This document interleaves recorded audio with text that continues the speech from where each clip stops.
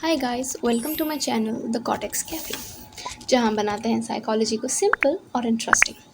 तो चलो इमेजिन करो, आपको बोला जाए कि किसी को शौक दो, सिर्फ इसलिए क्योंकि बस एक साइंटिस्ट ने कहा है। Crazy right? मतलब क्यों मानोगे आप किसी की बात? But guess what, this actually happened in 1961। ये था द मिलग्राम एक्सपेरिमेंट। इसमें लोगों को ये कह के बुलाया था कि ये एक मेमोरी टेस्ट है और आप टीचर हो, और जब भी कोई लर्नर गलत जवाब दे तो आपको उसे शॉक देना है। And let me give you spoiler, जो उन लोगों को नहीं पता था, जो ये लर्नर है वो पार्टिसिपेंट्स के साथ मिले हुए थे और ये एक्टर्स थे, और जब इलेक्ट्रिक शॉक थे वो भी फेक थे। बट ये जो लर्नर है उन्होंने ऐसा एक्ट किया कि उन्हें सच में बहुत तेज़ शॉक लग रहा है हर एक गलत जवाब पे, और वो रो रहे थे। वो बहुत ऐसे प्लीड कर रहे थे कि प्लीज़ मत लगाओ शॉक। और पार्टिसिपेंट्स को बहुत स्ट्रेस फील हो रहा था कि मैं क्यों हर्ट कर रहा हूँ किसी को। But did they stop? No, they felt so bad but they still didn't stop. तो इस एक्सपेरिमेंट से ना बहुत सारे एथिकल रूल्स ब्रेक हुए। तभी से साइकोलॉजिस्ट ने सोचा कि हम एक्सपेरिमेंट बस नॉलेज के लिए नहीं करेंगे, हमें एथिकल गाइडलाइंस भी फॉलो करनी होगी, ताकि हम हर एक इंसान की डिग्निटी और रिस्पेक्ट को मेंटेन कर सकें। So there are some ethical guidelines that will study today. ये 6 इंपॉर्टेंट रूल्स हर एक साइकोलॉजी एक्सपेरिमेंट में फॉलो होने चाहिए, ताकि कोई भी इंसान अनसेफ या फिर अनकंफर्टेबल फील ना करे। The first one is the inform consent.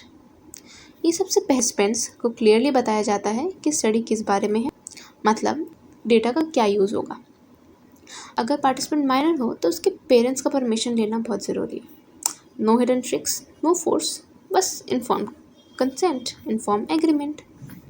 Second is protection from harm. Psychological studies में किसी भी पार्टिसिपेंट को फिज़िकली या मेंटली हर्ट नहीं किया जा सकता। उन्हें स्ट्रेस, गिल्ट या एग्जाइटी या फिर कोई भी लॉन्ग टर्म इमोशनल डैमेज से बचाना बहुत ज़रूरी है। Researchers should never harm but only help. This was one of the ethics जो कि ब्रेक हुआ था मिलग्राम एक्सपेरिमेंट में। उस एक्सपेरिमेंट के बाद पार्टिसिपेंट बहुत ज़्यादा स्ट्रेस्ड हो गए थे। So the third one is anonymity and confidentiality. इसके अंदर पार्टिसिपेंट्स हमें जो भी बताते हैं, हर एक डिटेल, उनका नाम से लेकर एड्रेस या जो भी उनकी पर्सनल डिटेल्स होती हैं, वो हमें किसी के साथ शेयर नहीं करनी होती। हम उनकी एक सीक्रेट डायरी जैसे बन जाते हैं। और कॉन्फिडेंशियलिटी से हम ट्रस्ट मेंटेन कर सकते हैं, जो कि बहुत इंपॉर्टेंट होता है एक साइकोलॉजिस्ट के लिए। Fourth one is the right to withdraw.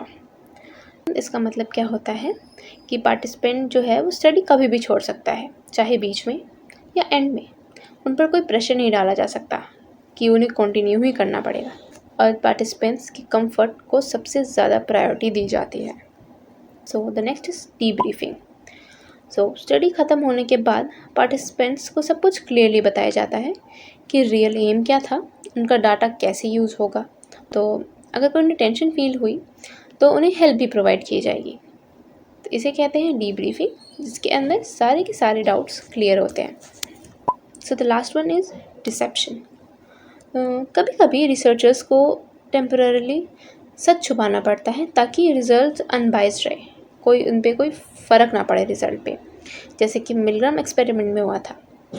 लेकिन ये डिसेप्शन ना लिमिटेड होना चाहिए, और स्टडी के बाद पार्टिसिपेंट्स को पूरा सच बताना बहुत ज़रूरी होता है। हमें बस वो चीज़ें हाइड करनी चाहिए जो नेसेसरी है, और बाद में वो भी बता देना चाहिए, ताकि पार्टिसिपेंट्स को सब कुछ पता हो कि उनके साथ क्या हुआ, क्यों हुआ। So these were the 6 golden rules of ethics in psychology. और हर स्टडी का एम ना नॉलेज लेना नहीं होता, लोगों के रिस्पेक्ट करना भी होता है। तो आपको कौन सा रूल सबसे इम्पोर्टेंट लगा, कमेंट करके बताएं। और वीडियो अच्छी लगी तो लाइक, सब्सक्राइब और शेयर करना ना भूलें।